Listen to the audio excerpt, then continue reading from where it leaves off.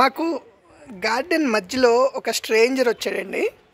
Okay, so మీకు చూపిస్తాను నేను.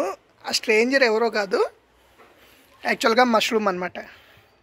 సో చూడండి, మంచి దిట్టంగా బలంగా వస్తుంది. అయితే యాక్చువల్గా ఏంటంటే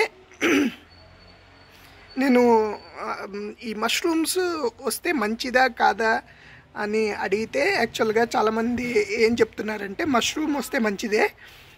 అయితే వాళ్ళు ఏం చెప్తున్నారంటే మష్రూమ్ని అట్లా ఉంచకుండా కట్ చేసేసి మొక్కల్లో వేసేయండి, సో మొక్కలకి కూడా బలం అని అంటున్నారు అనమాట. సో చూడండి, మీరు క్లోజ్గా తీసుకెళ్తున్నా మష్రూమ్ని దగ్గరికి.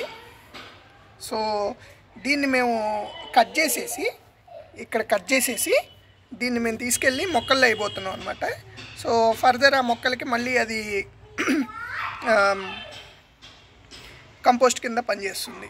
సో అది మీకు కూడా ఒకవేళ చాలా అంటే తేమగా ఉన్న చోట మీకు ఇవి వస్తూ ఉంటాయి.